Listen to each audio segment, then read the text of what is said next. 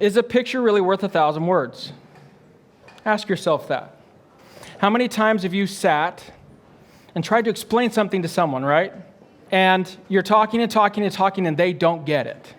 Or you're trying to persuade someone to your line of thinking and they're not coming.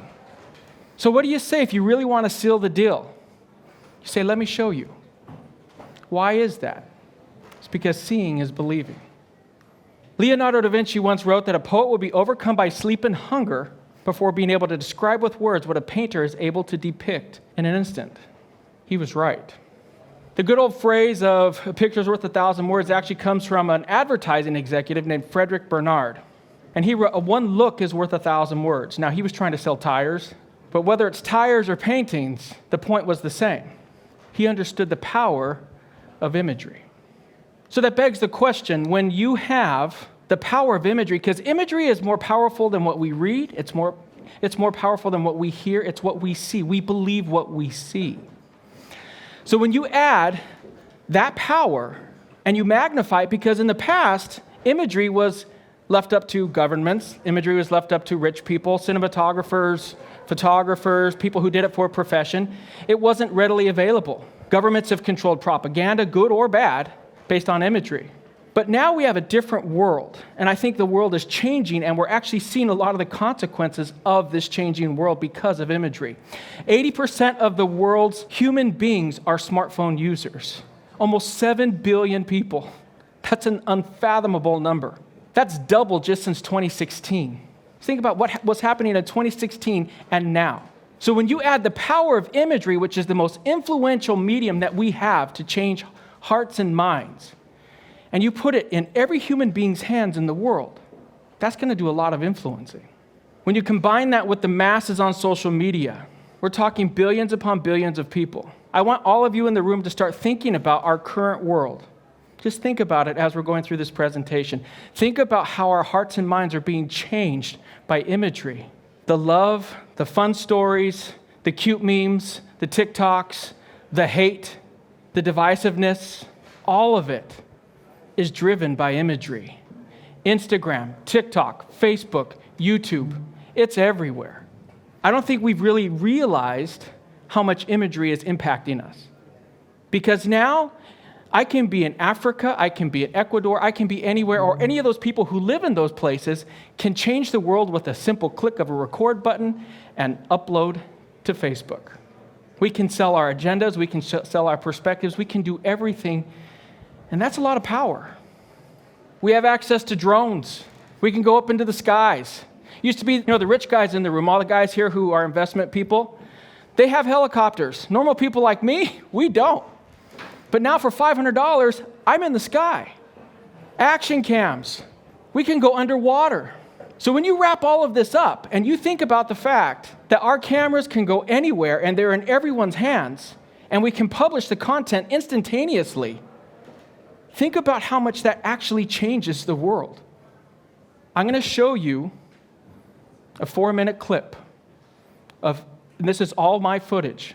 I want you to understand the power of imagery, and I want you to understand something. I don't censor my content, so just be ready for it. This is our world. And I want you to ask yourself, what happens to a world where everyone is visually messaging?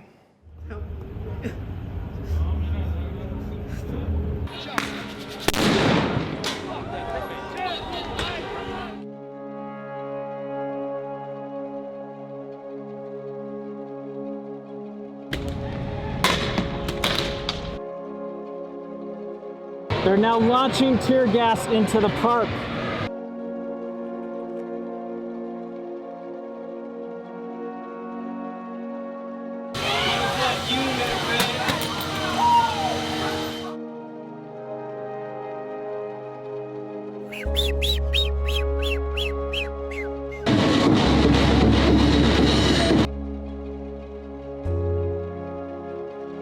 The action of a 14-year-old boy being destroyed in front of everybody.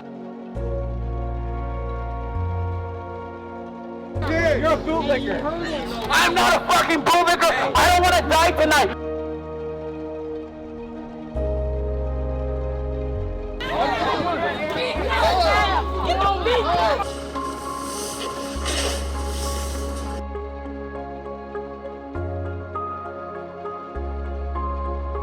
On the ground, nigga. The fuck, nigga? Get that shit, nigga.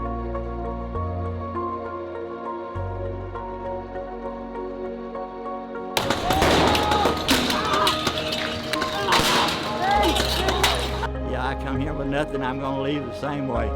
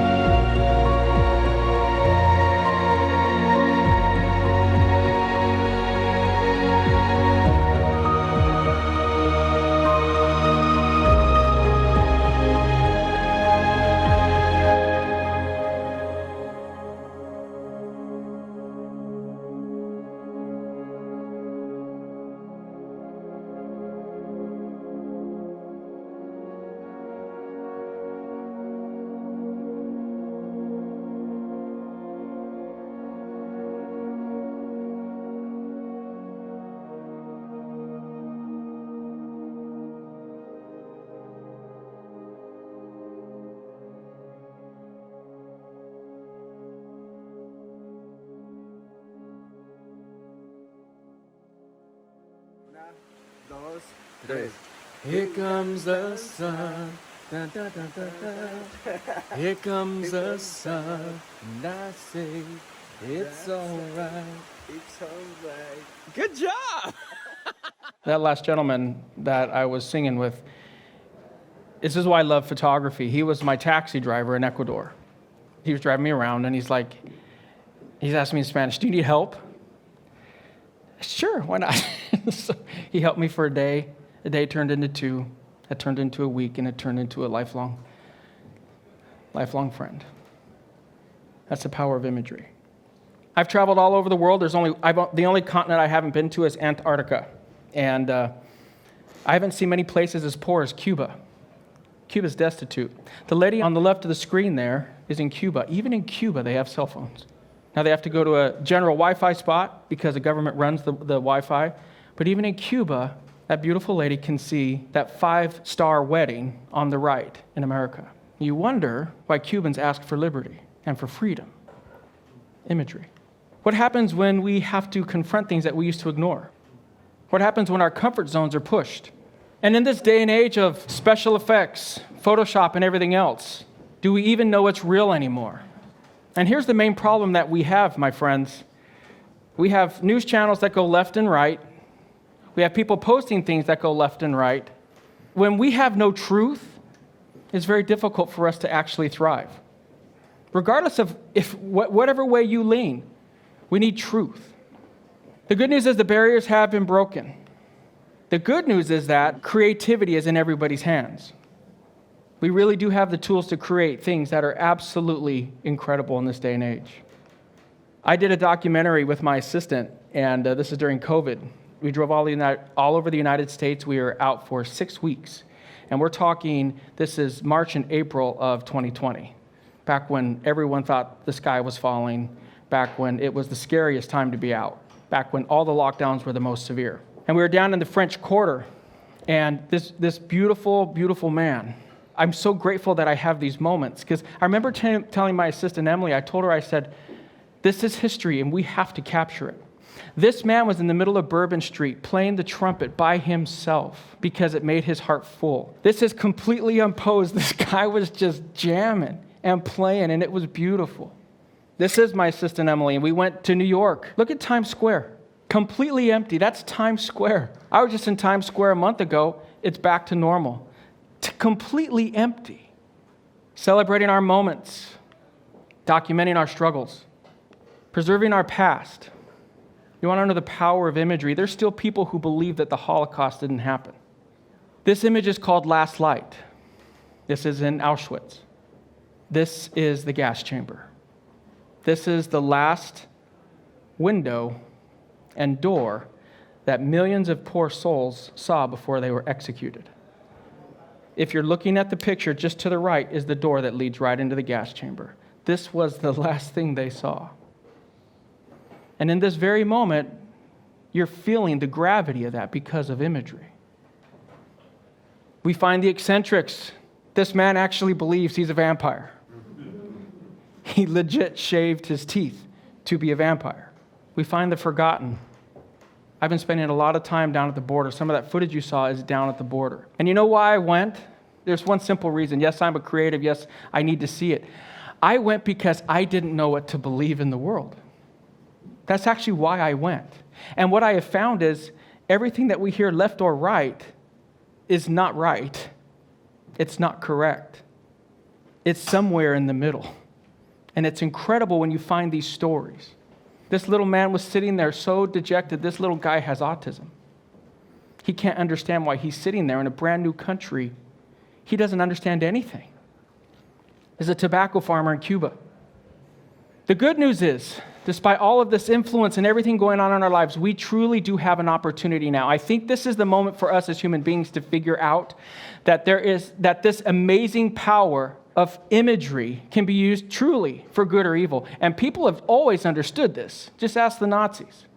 Propaganda works. But now it's in everyone's hands. So you have to ask yourself, how will you use it? Will you use it to sell your agenda, or will you use it to show the truth? Even if it conflicts with what you think life should be. You have to ask yourself that. It gives us a chance to grow, to see other people in different ways. And lastly, it gives us a moment to build together. As human beings, we're lost without truth. And I believe the best way we can tell truth is by showing people what's out there. And there's never been a better time than we have in our history than now. I thank you for your time, and hopefully we can build a better future together. Thank you.